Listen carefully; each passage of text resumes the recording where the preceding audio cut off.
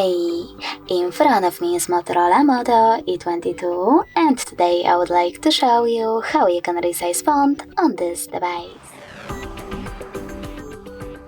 First of all, you need to open Settings and then scroll down.